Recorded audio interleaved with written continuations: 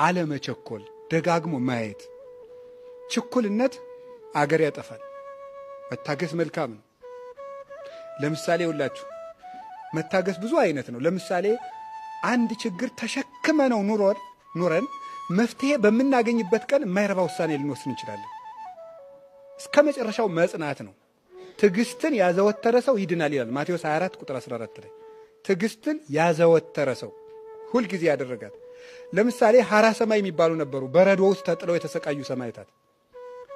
35ኛው ቀን ላይ በ40ኛው ቀን አክሊል ሊወርድላቸው ነበር። 35ኛው ቀን ላይ አሕዛብ ሄደው ምን አደረጉ? እሳት አነደዱ። አንዱ ከ40ው ሰማዕታት አንዱ በረዶ ውስጥ ጥለው ክርስቶስን ካዱ እያሏቸው ነው። 35 ቀን ከረሙ አንክልም ብለው። አንደኛው ምን አደረገ? እሳት ሲያነዱ ባካችሁ እሳት አሞቁኝ አላቸው። ምን አሉት? ካድና ሙቅ አሉት።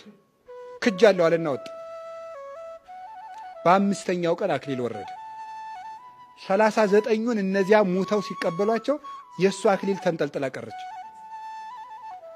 ከነዚያ ከሳት ማውቂዎች አንዱ አያትና እኔ በዚያ ሰው ሃይማኖት ገብቻለሁ ብሎ በረዶ ሲገባ እሱ ተቀዳጃት። ለፍተን አክሊል በምናገኝበት ቀን እንወጣለን። ያ እንዳይሆን እስከ መጨረሻው ድረስ የእግዚአብሔር በተለይ ሃይማኖታዊ ውጤቶችን እስከ መጨረሻው መጠበቅ ነው። ከቃሉ ጋር ናችሁ። የሰው ልጅ ላይም ተስፋ አለመቁረጥ፣ እገሌ አይቀየርም ማለት ተፋቅሮ ያስተኤግስ በኩሉ ይላል ቆሮንቶስ 13 ላይ። ፍቅር ያስታግሳል ይላል። ፍቅር ያስታግሳል ማለት እገሌ እንግዲህ 4 5 6 7 8 ጊዜ ሞክሬዋለሁ እገሌ አይረባም፣ እገሌ የማይለወጥ ሰው ነው አይባልም። ትዕግስት ማጣት ማለት እሱ ነው። እስከ መጨረሻው ከቆየን ከጋኔን በቀር የማይለወጥ ሰው የለም። መታገስ ማለት መጨረሻው ድረስ መቆየት ማለት መጨረሻው ድረስ። እግዚአብሔርን የሚፈራ ሰው ልንገራችሁ፣ ሰማችሁኝ? ተደብቆ አይጎነጉንም። እግዚአብሔርን የሚፈራ ሰው አትበል። እግዚአብሔር ልብና ኩላሊቴን ምን ያደርጋል? ይመረምራል። ተደብቃ አትዶልት። እግዚአብሔር ያሰጣዋል እያወጣ። ሰጣይሁ ለኩሉ ክቡት ሀባይሁ ከባቲሁ ለኩሉ ክሱት። የተሰወረውን ይገልጣል፣ የተገለጠውን ይሰውራል እግዚአብሔር። ተደብቃችሁ አትጎንጉኑ አደራችሁን። በሞቴ እውነቴን ነው። ጠቢብ ውእቱ ዘያረስ ምክረ መካርያን ተባ ውእቱ ዘያደቅቅ መዝራዕተ ኃያላን። ኤጲፋኒዎስ በቅዳሴው የኃያላንን ክንድ የሚሰብር ብርቱ ነው፣ የመካሪዎችን ምክር የሚሽር ጥበበኛ ነው። ምክራችን ሰኞ መክረ ነው ረቡዕ ሲሻር ላናየው እንችላለን። የሚሻርበት ጊዜ ግን ይሽረዋል እግዚአብሔር። ስለዚህ ተደብቆ አለመምከር፣ እግዚአብሔር መፍራት ማለት እሱ ነው። በልብ ሌላ በአፍ ሌላ አለመሆን፣ በአፋችን እያመሰገነው ሰውን በልብ አለመርገም። ይሄንን ማለት ያለ ግብዝነት መዋደድ፣ ክፋት የሌለው ማለት ነው። ይሄ ፈሪሃ እግዚአብሔር ይባላል። እግዚአብሔር ያየኛል ማለት ነው።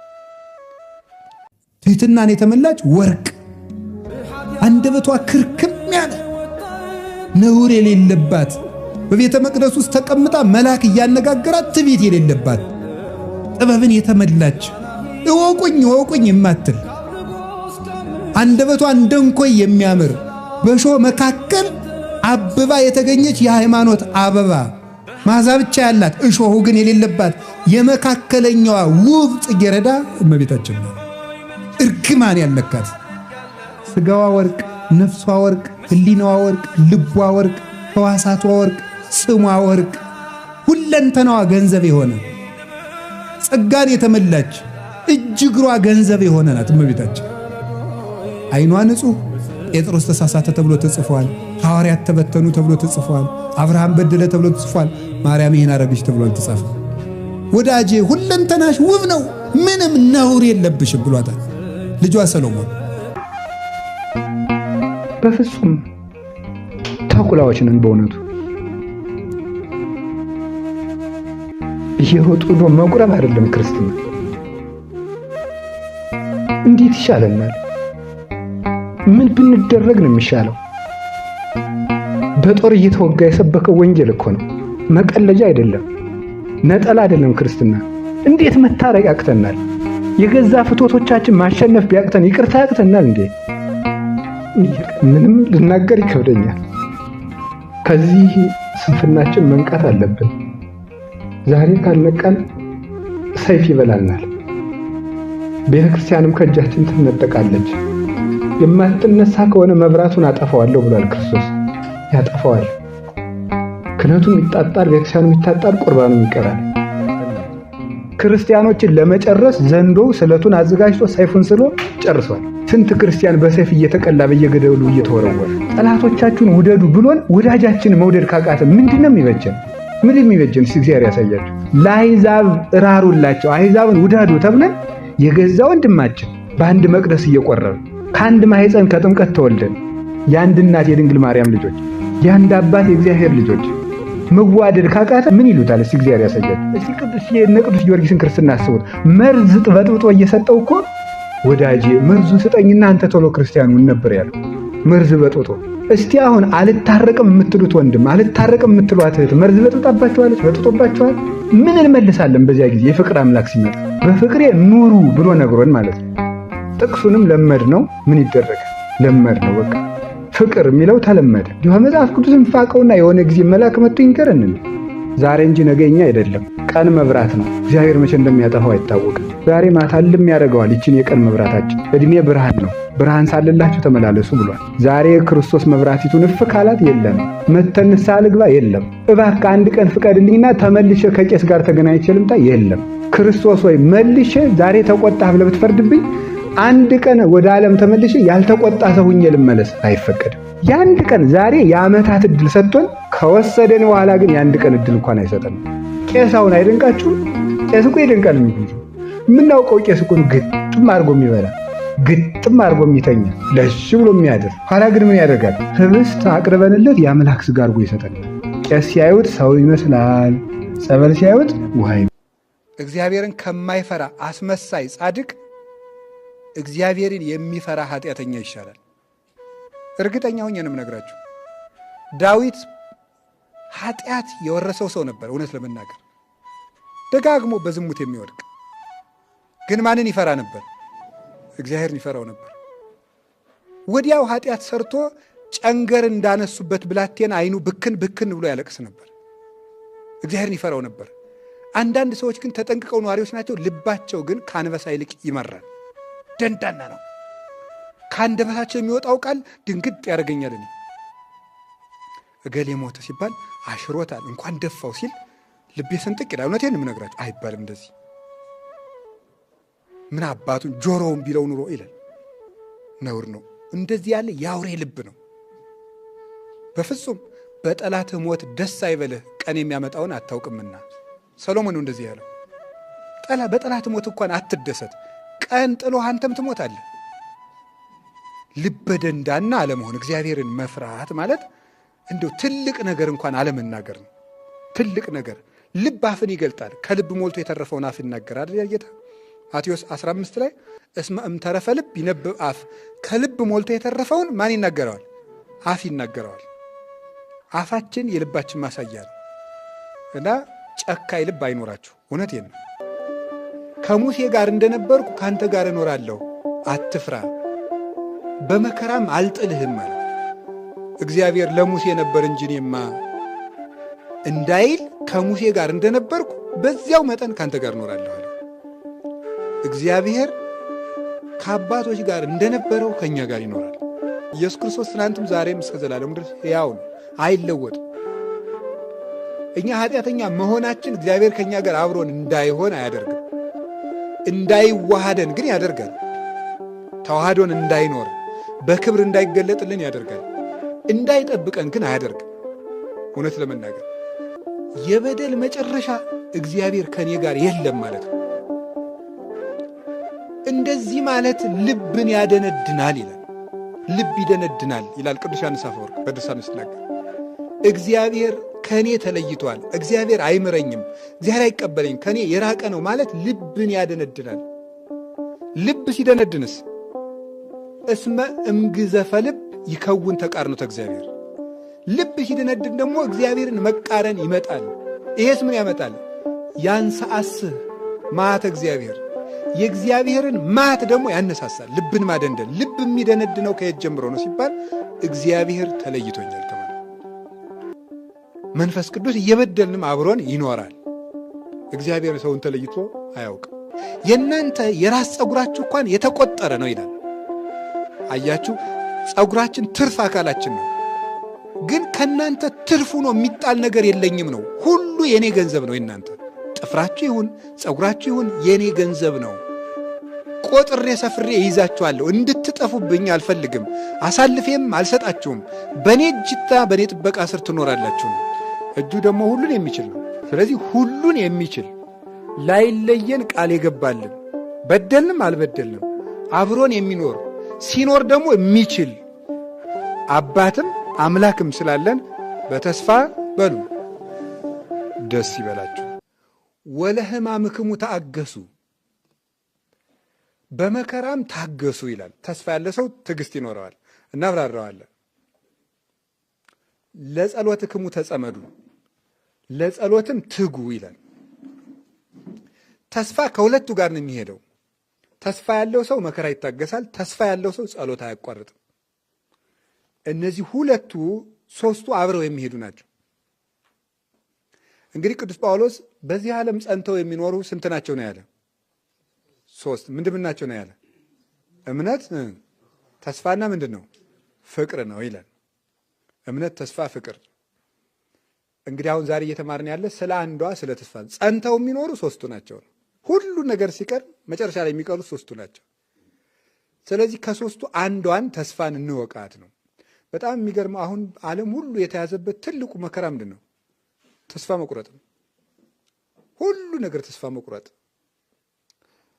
እንደው ወደ ላይ አይቼ አላውቅም፣ አውርቻቸው ስለማላውቅ በቤተ ክህነት ያሉትን አይኔ አውርቻቸው አላውቅም።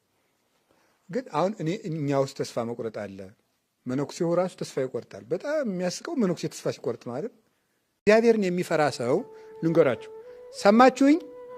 ተደብቆ አይጎነጉንም። እግዚአብሔርን የሚፈራ ሰው አትበል። እግዚአብሔር ልብና ኩላሊትን ምን ያደርጋል?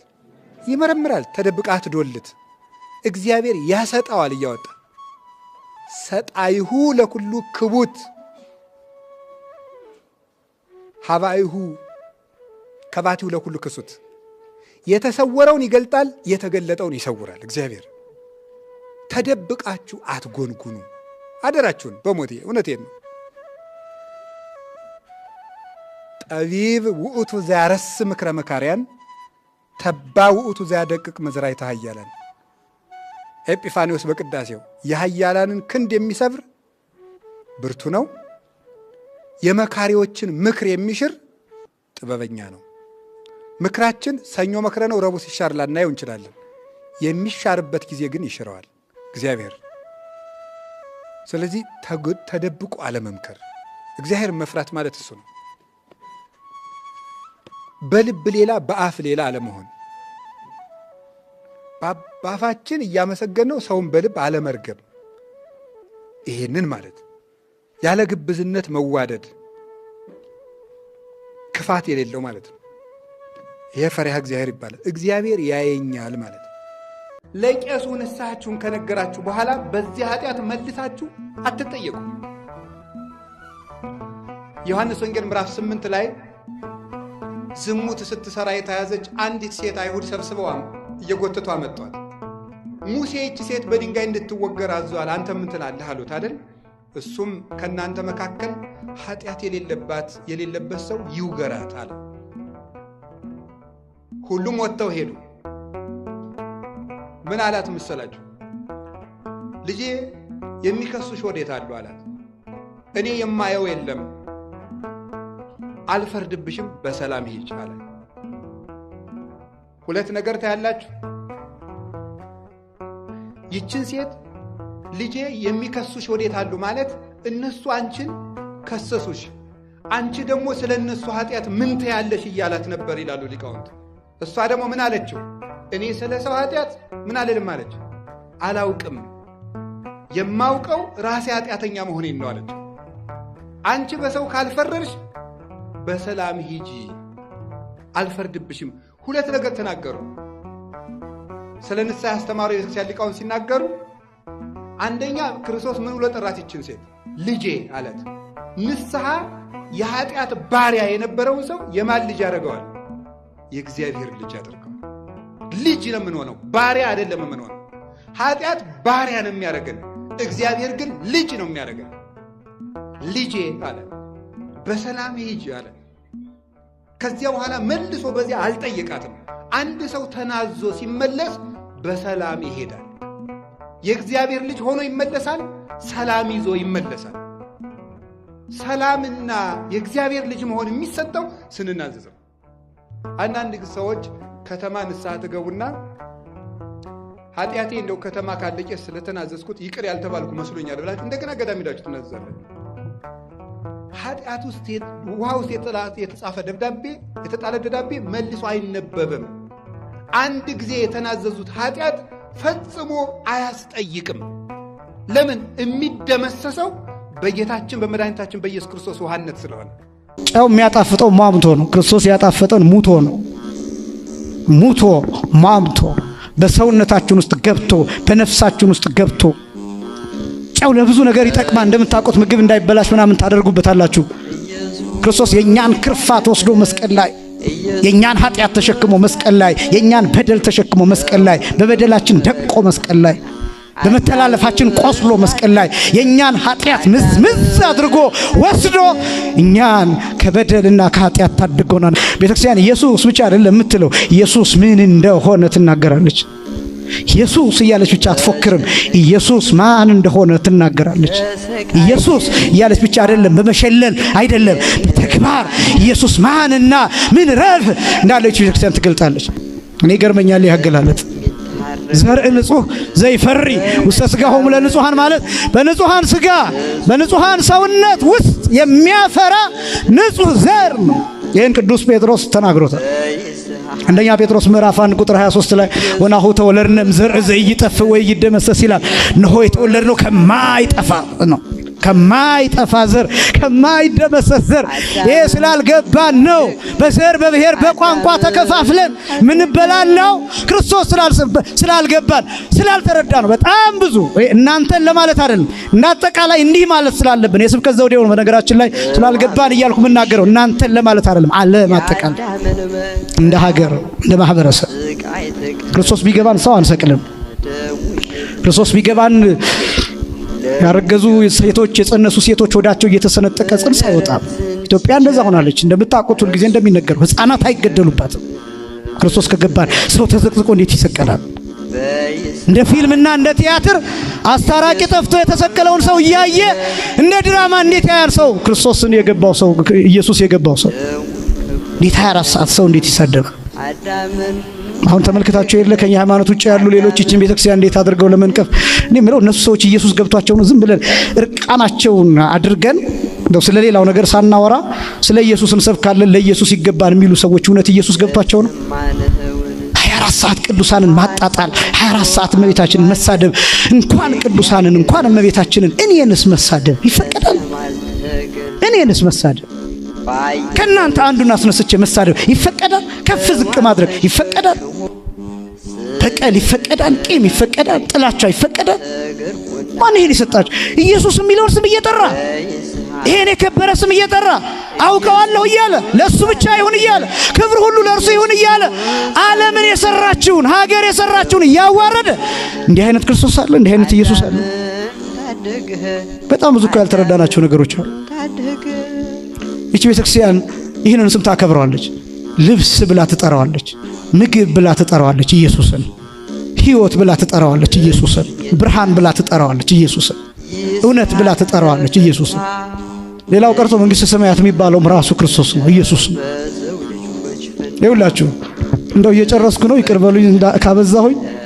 ይሄ መንግስተ ሰማያት የሚለው ብዙዎቻችን የምናስበው የሆነ ብርሃኑ የሚያንጸባርቅ እንደዚህ አይነት አምፖል ያለው እንደዚህ እንደ ኮሪደር ልማቱ አይነት የሚያምር ምናምን ነው አይደል የምትጠብቁት? እንደዛ አይነት መንግስተ ሰማያት የለም። ራሱ ክርስቶስ ነው። መጽሐፍ ነው የሚናገረው፣ ወንጌል ነው የሚናገረው። እንዲያውም ቅዱስ ዮሐንስ በራእዩ ራእይ ዮሐንስ ምዕራፍ 22 ላይ ብትመለከቱ ይትፈቅድ ነው የሚለው ያብርሁ ላቲ ፀሐይ ወወር ያቺ ዓለም ፀሐይና ጨረቃ እንዲያበሩላት አትፈልግም። አላህ በግው ያበረላት የሚያበራላት በጉ ነው የሚል። የፀሐይና የጨረቃ የከዋክብት ብርሃን ለእናንተ አያበራም፣ አይታያችሁም። ለምን? ያኛውን ብርሃን ነው የምታዩት። በዚህ ብርሃን ውስጥ የሚኖሩ ቅዱሳንን የበቁ ቅዱሳንን ሄዳችሁ ብጠይቋቸው ምን እንደሚጠይቋቸው ታውቃላችሁ? እንደ ድሮ ፀሐይ ትወጣለች ወይ ብለው ሊጠይቋችሁ ይችላሉ። እንደ ድሮ ፀሐይ ትወጣለች ወይ? እንደ ቀድሞው ጨረቃ ትወጣለች ወይ? እንደ ቀድሞ ከዋክብት ይብለጨለጫሉ ወይ ብለው ይጠይቋቸዋል። ለምን? የሚኖሩት በክርስቶስ ብርሃን። ያ ብርሃን ይሸከማቸዋል። በዚያ ብርሃን ሰረገላ ይጓዛሉ። መላእክት በዚህ ብርሃን ነው የሚሄዱት። ራሱ ነው ክርስቶስ ነው ብርሃን የሚባለው። ዝንብ ቢንጋጋ ዝንብ ቢጮህ የዝንቡ አውራ ቢመጣ ወተቱን ከከደንከው ቤት አባቱ ይገባል። አሁን ደግሞ ዝንብ እኮ ላይጠቀም እኮ ነው ተመልከቱ። ዝንብ ላይጠቀም ወይ ወተት ላይጠጣ ገብቶ ለመሞት ወተቱን ለማስደፋት ይዞራል። እኛ ዝንብ በማገድ አንደክምም። የወተቱን ክደን ወተት ግን ክደነው ነው እያልኩ ያለሁት። እስኪ በሉ ዝንብ በማገድ በሉ እንጂ አንደክምም። መፍትሄው ምንድነው? ባሉ ነገር እንጂ ወተት ግን መክደን ነው። እኛ እነሱ እንዳይመጡ በዚህ ነው ምናምን አላናር ልብን ዝጋ ነው በቃ። የልብን በር ዝጋ። እንደዚህ ያለው እኮ ነገሌ እኮ ሌባ ናቸው። ዝም ምን አገባኝ? ቀጥል መንገድ ዝም ብለህ። የኢትዮጵያ ኦርቶዶክስ ተዋሕዶ ቤተክርስቲያን እኮ ልክ አይደለችም። ከየት ተነስተህ ነው ጎላላ? ከየት ተነስተህ ነው አንተ ልክ ሆነ የመጣው?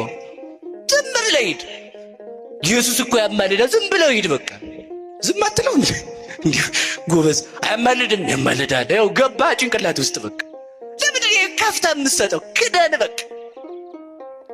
እዚህ አካባቢ ያሉ ሰፈር እዚህ እኮ እነ ቄስ እንትና እኮ እንደሄዱ ዝም ብለህ ሂድ ቤክን። የሰው ነገር አስገብተህ ትል ወደ ውስጥ ታሳድግ እንደ የነገር ትል መዝጋት አለብን። ለነገር የተዘጋ ልብ፣ ለተንኮል የተዘጋ ልብ ሊኖረን ይገባል። የማያስገባ ማለት ነው። እግዚአብሔርን የሚፈራ ሰው ልንገራችሁ፣ ሰማችሁኝ? ተደብቆ አይጎነጉንም። እግዚአብሔርን የሚፈራ ሰው አትበል። እግዚአብሔር ልብና ኩላሊትን ምን ያደርጋል? ይመረምራል። ተደብቃ አትዶልት። እግዚአብሔር ያሰጣዋል እያወጣ። ሰጣይሁ ለኩሉ ክቡት ሀባይሁ ከባቲሁ ለኩሉ ክሱት። የተሰወረውን ይገልጣል፣ የተገለጠውን ይሰውራል። እግዚአብሔር ተደብቃችሁ አትጎንጉኑ። አደራችሁን በሞቴ እውነቴን ነው። ጠቢብ ውእቱ ዘያረስ ምክረ መካርያን ተባ ውእቱ ዘያደቅቅ መዝራዕተ ኃያላን። ኤጲፋኒዎስ በቅዳሴው የኃያላንን ክንድ የሚሰብር ብርቱ ነው፣ የመካሪዎችን ምክር የሚሽር ጥበበኛ ነው። ምክራችን ሰኞ መክረ ነው ረቡዕ ሲሻር ላናየው እንችላለን። የሚሻርበት ጊዜ ግን ይሽረዋል እግዚአብሔር። ስለዚህ ተደብቆ አለመምከር፣ እግዚአብሔር መፍራት ማለት እሱ ነው። በልብ ሌላ በአፍ ሌላ አለመሆን፣ በአፋችን እያመሰገነው ሰውን በልብ አለመርገም። ይሄንን ማለት ያለ ግብዝነት መዋደድ፣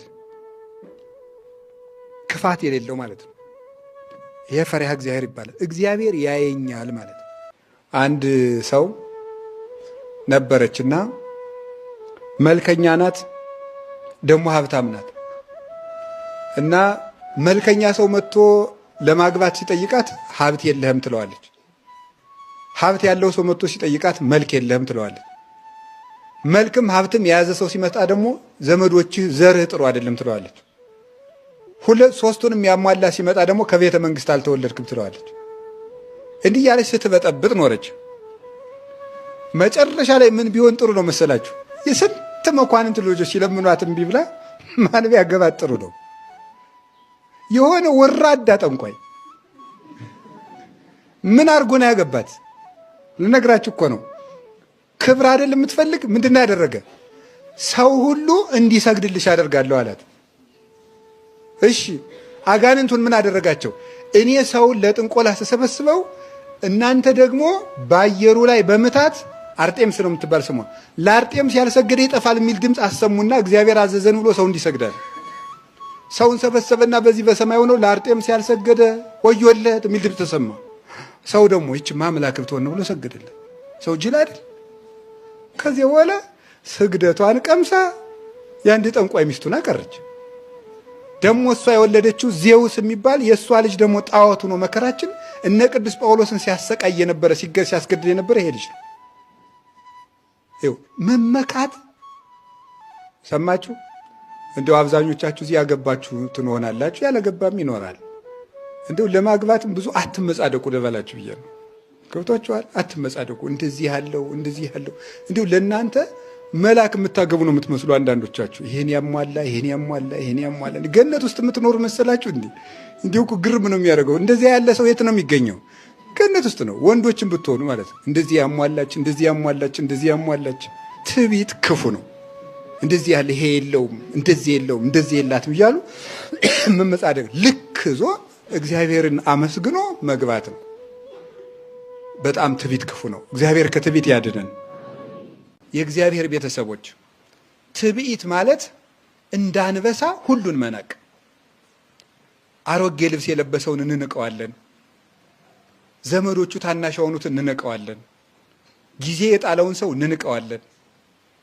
እኛ በምናውቀው ማዕረግ ያልተመረቀን ሰው እንንቀዋለን። እኛ የምናውቀው ወረቀት ስለሌለው ማናዳምጠው ሰው ብዙ ነው። ጆሮም ማንሰጠው። ይሄ በጣም ክፉ ነው በእውነት። በዘሩ የምንንቀው ሰው አለ። ይሄ በሽታችን እንደው መቼ ተጠምቀንም እንደሚለቀን አይታወቅም። በዘር መመካት እኛ ምርጥ ዘሮች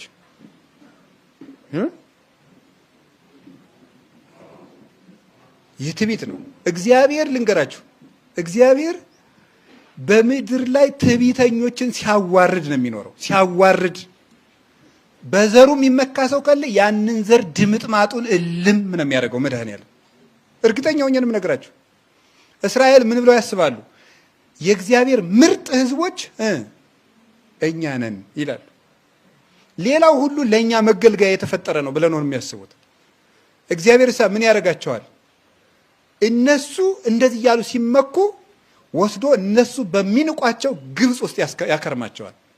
እነሱ በዘራቸው ሲመኩ ማንም ምርጥ ሕዝብ እስራኤል ነው ሲሉ ፋርስ ወስዶ ይገዛቸዋል። ለዚህ እኮ ነው አያቶቻችን የአብርሃም ዘር ምርጦቹ ሲሉ የዳዊት ዘር ሲሉ የዳዊት አያቱ ሩት ናት፣ ሩት ደግሞ ሞዓባዊት ናት፣ ዜግነቷ እስራኤል አይደለም ብለው እንዲዋረዱ ዳዊት ከሞዓባዊቷ እንዲወለድ አደረገ እግዚአብሔር። ስለዚህ እግዚአብሔር የሚመካ ሰው አይወድም። ወገኖች እዚህ አዳራሽ የተሰበሰብን ሁሉ ይሄ ተጠርጎ ሊወጣልን ይገባል። ይሄ ጭንቅላታችን ካለቀቀ አንድንም። ትዕቢት ሰውን ወደ ሲኦል ያወርደዋል። ዲያብሎስን ያወረደው እሱ ነው። አባታችን አዳም እናታችን ሔዋንን ያወረዳቸው ምንድን ነው? ነገሩኝ እንጂ ትዕቢት፣ አምላክነትን በመፈለጋቸው የበላይ ከፍ ማለትን መውደድ፣ ያንን አውርዶ ጣላቸው። መቀመቃት አውርዶ 5000 ዘመን ስንማቅቅበት የኖር ነው ይሄ ነው። ዛሬም እናታችን ሔዋን ለልጆቿ ያወረሰችን መማቀቅ ከዚያ ክፉ ምኞት የመጣ ነው። ከፍ ማለትን መውደድ።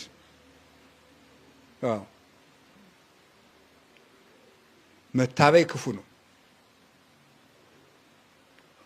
ከቃሉ ጋር ናችሁ። በምንም ነገር መታበይ አያስፈልግም። በምንም ነገር ንጹህ ብትሆኑ በንጽህናችሁ አትታበዩ። ድንግል ብትሆኑ በድንግልናችሁ አትታበዩ። ብትቆሩ በቆራፊነታችሁ አትታበዩ። ምንም ነገር እንወድቃለን፣ ከታበይን ማለት ነው እንወድቃለን። ይሄንን ወደታች ያወርዳል። የምናጣው በጣም አሁን የዳዊትን መዝሙር የሚጸልይ ዳዊት የሚደግም ሰው ሁሉ የራሱንም የወገኑንም ኃጢአት ያስምራል። እንዲያውም ምን ይላል እዚህ ዳዊት መዝሙር ትርጓሜው ላይ ምን የሚል ኃይለ ቃል አለ?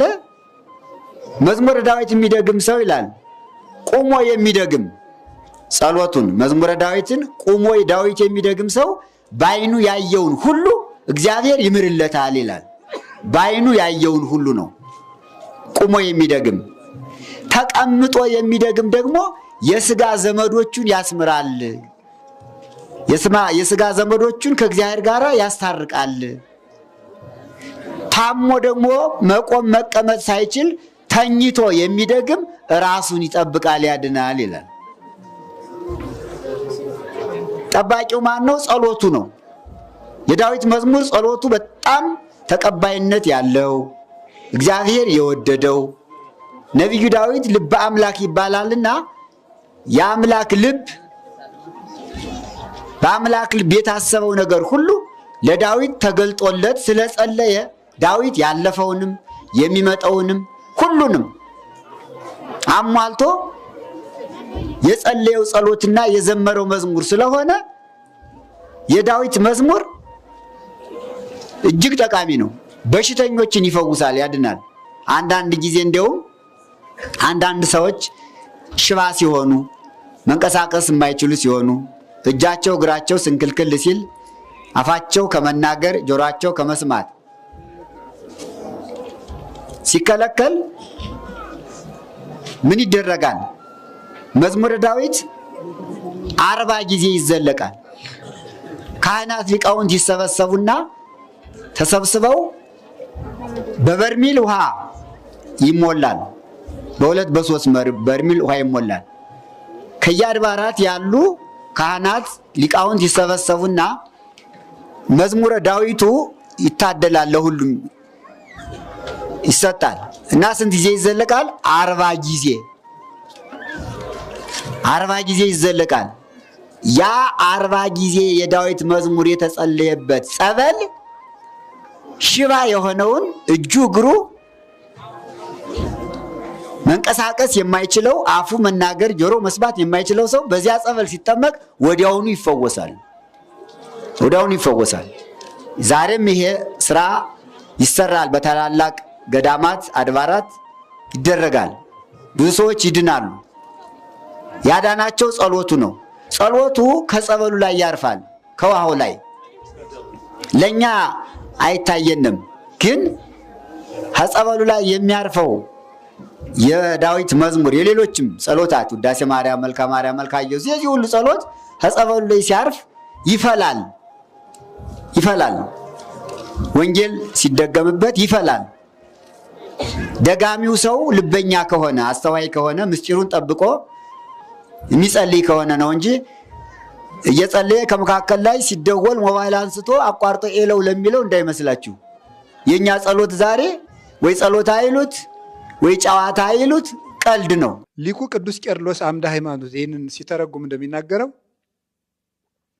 አንድ ነገር ልብ በሉ፣ አንድ አዝመራ ወይም አንድ የሆነ መሬት አንድ ቀን ትሄዱበታላችሁ።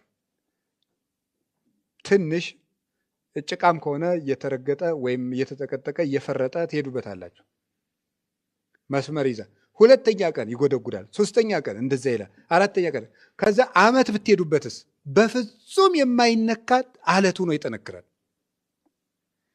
ክፉ ሐሳቦች ተደጋጋሚ በጭንቅላታችን ላይ ባለፉ ቁጥር ልበደንዳኖች እንሆናለን። መጀመሪያ በትንሽ መቆፈሪያ እንቆፍረው የነበረው መሬት ብዙ ሰው ከረገጠውና መንገድ ካደረገው በኋላ ግን በጣም በጥልቅ ብረት ካልሆነ መቆፈር እንደማንችለው ሁሉ ብዙ ጉዳዮች በአይምሯችን ላይ በጫን ቁጥር በቀላል ምክር የማንመለስ እንሆናለን። በቀላል ምክር የማንመለስ ድንግጥ የማንል ምንም የማይሰማን እንደ ግንድ በቃ ድንዝዝዝ ብሎ እንደ ድንጋይ የፈዘዙ እብለክሙ ከመይክል እግዚአብሔር አንስቦ ውሉድ ለአብርሃም እምላንቶ አይባን። እግዚአብሔር ለአብርሃም ከነዚህ ድንጋዮች ልጅ አድርጎ እንዲያስነሳለት ነግራቸዋለሁ ይላል ማቴዎስ 3 ላይ። ድንጋይ ያለው የአሕዛብን ልቡና ነው አይደለም የሚለው። አሕዛብን ድንጋይ ያላቸው ለምን? ድንጋይ ቆሪር ነው፣ አሕዛብም ቆሪር ህሊና ናቸውና ቀዝቃዛ እንሆናለን። ድንጋይ ክቡድ ነው፣ አሕዛብም ክቡዳነ ልቡና ናቸውና ይላል። ድንጋይ ይሆናል። እዚያ በኋላ ምንም ሰው ሞት አይደንቀን፣ ኃጢአት ብንሰራም አይደንቀን፣ ጭንቅ የማይል ደንዛዛና መሸነጋ እያልን የምንውል የምናድር እንሆናለን። ያ እንዳይሆን አሁኑኑ የሚረግጡንን እግሮች እንቀንስ ነው። መንገድ ያደረጉትን እንደፈለጉ የሚረማመዱብን እግሮች ቁም፣ ይሄ አዝመራ ነው፣ በመምራ አምላክ ቁም ማለት ይገባል። ይሄ አዝመራ ነው፣ በዚህ ማለፍ አይቻልም ማለት አለብን።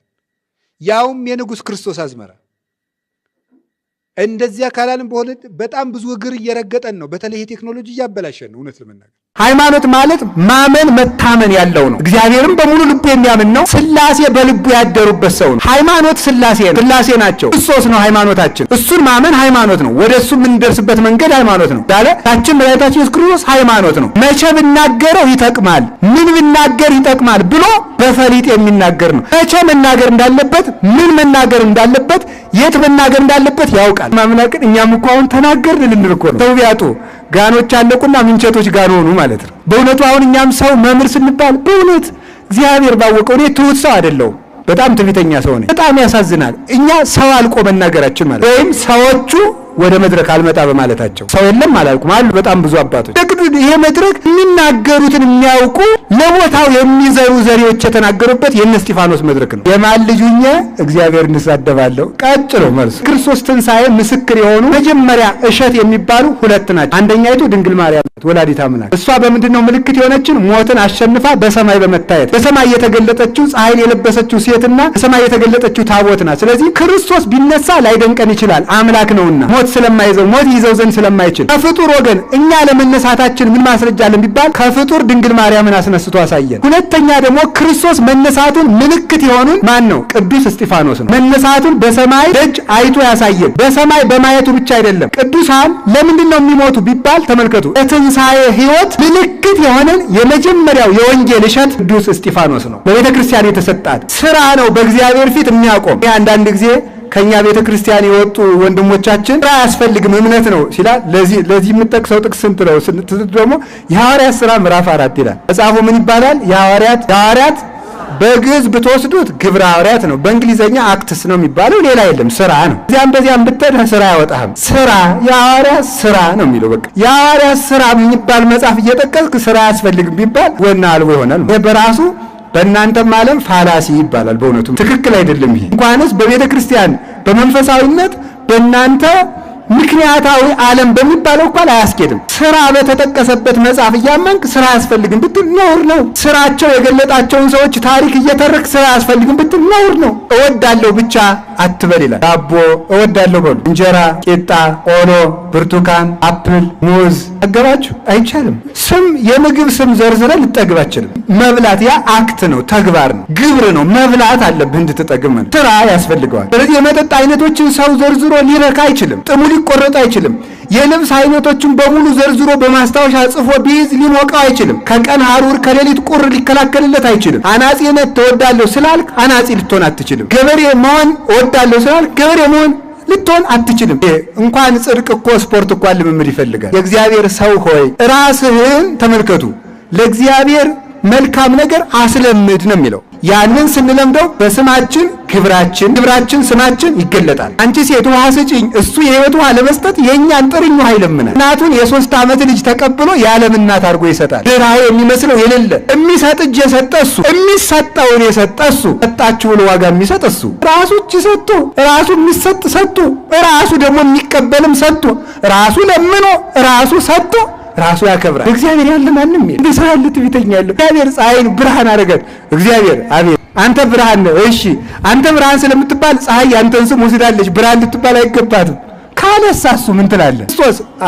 ክርስቶስ መድኃኒታችን እሺ አንተ የሕይወት ውሃ ነህ ብላል። አዎ ስለዚህ የሕይወት ውሃ ስለሆንክ ይህንን ውሃ ስምህን ቀምጧል ልትል ነው ጅሉ አይባል። እሱ ከሰጠው ምን ጨነቀ አንተ? ዝም ብለህ አድነው። ፀሐይ ጽድቅ ኢየሱስ ክርስቶስ በልቡናችን ካደረ እኛ ከሰማይ እንበልጣለን። እኛው ሰማይ የሚወጣበት የሚገባ ፀሐይ ነው። እኛ የሚያድረው ፀሐይ ግን የማይገባ ጨለማ የሌለበት ፀሐይ ነው። ክርስቲያኖች ወደ ምስራቅ ዙረን እንጸልያለን። ምስራቅ የእግዚአብሔር ምሳሌ ስለሆነ እና ቅዱስ አባት ወደ ምዕራብ ዙሮ ይሰግዳል። እንደ አባረ ስለ እግዚአብሔር ወደ ምስራቅ ዙሮ ይስገዱ መድኃኒዓለም ቢባል እምቢ ብሎ ይሰግዳል። ኧረ በእግዚአብሔር ሰውዬ ሥርዓተ ቤተክርስቲያን አይጣሱ ብለው ወደ ምዕራብ ይሰግዳል። ሶስተኛ ኧረ ስለ እግዚአብሔር ሰውዬ ወንድሜ እኔ አንተን ፀሐይ ምን አውቅልሃለሁ? የኔ ፀሐይ እኮ አይገባም፣ የምትገባው ያንተ ፀሐይ ናት። ይህ ፀሐይ ኢየሱስ ክርስቶስ አይገባም። ሰው ከበቃ በኋላ በማያቃጥል ብርሃን ይኖራል። ብርድ በሌለበት ቅዝቃዜ ውስጥ ይኖራል። ሰላም ያማን ነው? መድኃኒታችን ኢየሱስ ክርስቶስ ግን ለሚጠፉት ደግሞ የሚባላ እሳት የሆነ። አሁን ለምሳሌ አንድ ነገር ልንገራችሁ እስቲ ያን ነገር እንደው ስለ ትዕቢት ልንገራችሁ አንድ ነገር ማለት ነው። እናንተ አሁን የፋይናንስ ባለሙያ ብትሆኑ ምንም ያልተማረ ሰው መጥቶ ቆይ ስለ ሂሳብ አያያዝ ምክር ነበረኝ ቢላችሁ ምንድን ነው የምትሉት? ወደዚያው ሰዱስ ሰው ያትሉም ትላላችሁ አይደል? እንደዚህ እንዴው እውነቴን ነው የምነግራችሁ። ማንም ሰው ካልተመከረ መካሪ የሌለው ንጉሥ ያለ 1 ዓመት አይነግስ ነው የሚሉ ኢትዮጵያውያን አይደል? ምክር ካልሰማ የሰው ልጅ ሰውን ሁሉ ሲናገር የምንንቀው ነገር ይኸው ስራ የሚበላሽ አገልግሎት የሚበላሽ በምንድን ነው? በትዕቢት ነው። የሶርያውን ንጉሥ ንዕማን የሚባለውን ንጉሥ መፍትሄ አጥቶለት የነበረውን በሽታውን በማን ምክር ይመስላችኋል መፍትሄ ያገኘ? ከእስራኤል ማርኮ ባመጣት ገረዱ ወይም ባሪያው አማካኝነት ነው። ሂደህ ዮርዳኖስ ብትታጠብ ትድናለህ ብላ የመከረችው። እንደው ማንንም ሰው እንስማ፣ ስለ እግዚአብሔር ማንንም ሰው እንስማ። ትምክህት ደግሞ ማለት ምን ይመስላችኋል? ትምክህት ማለት መመካት ማለት ነው። በምንድን ነው የምንመካው? በሰው መመካት፣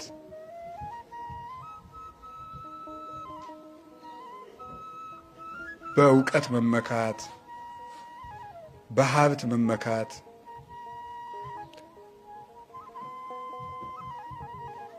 በእውቀት መመካት፣ በሀብት መመካት፣ በገንዘብ መመካት፣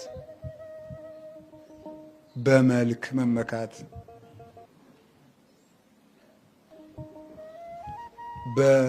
በጤና ራሱ እንመካለን እኮ። አሁን አይኑ የታመመ ሰው ካለ እውሬ ደርጋሚ እየተባለ ሁሉ ይዘፈንበት የለ ነው። ቀል ነው ባንካሶች ሲሳቅባቸው ነው የሚውል። በዚህ ሁሉ መመካት ይህ ሁሉ እንዳልነበር ይሆናል። በሰው መመካት ወከንቱ ተአምኖ በሰው በእግዚአብሔር ንገብር ኃይለ በሰው መመካት። ዮሴፍ አንድ ጊዜ ግብፅ ታስሮ ሳለ የጠጅ አሳላፊውን ህልም ፈታለት። በቅርብ ቀን ከእስር ቤት ትፈታለህ አለው። ግን ስትፈታ እንዳትረሳኝ አለው። አሁን በማን መመካት ጀመረ? ግን መጽሐፍ ቅዱስ ምን ይላል? የጠጅ አሳላፊውም ዮሴፍን ረሳው ይላል። ለምንድን ነው ይላል? ዮሴፍ እስከዚያ ድረስ በእግዚአብሔር ሲመካ ብሎ ኑሮ አንድ ቀን ግን በጠጅ አሳላፊ ተመክቷልና። እና መመካት የሚባለው እሱ ነው።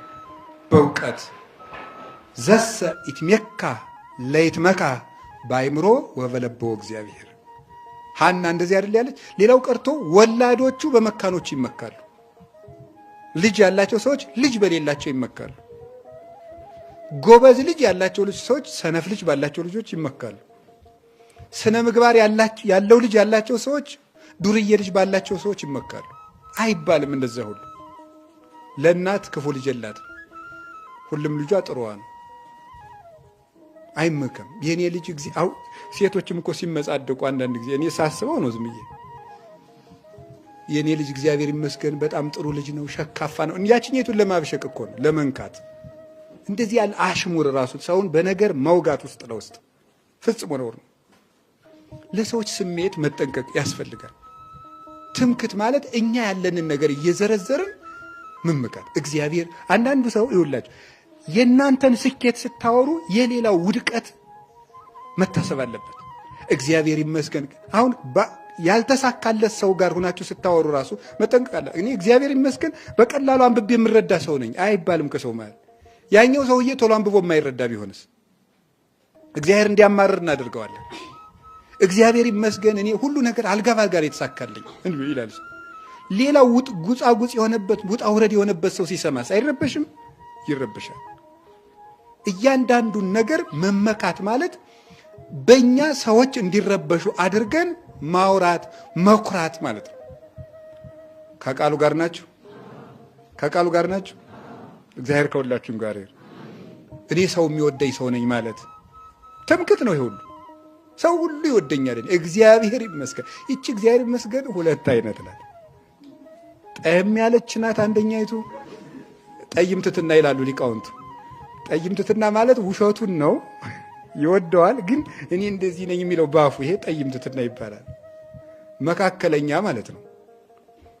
ስለዚህ አሁን የምነግራችሁ ምንድነው ይሄ እግዚአብሔር ይመስገን የሚለው እግዚአብሔር ይመስገን በመሰለ ውስጣዊ ትዕቢት ነው። ይሄ ቀላል መስሏችኋል እናንተ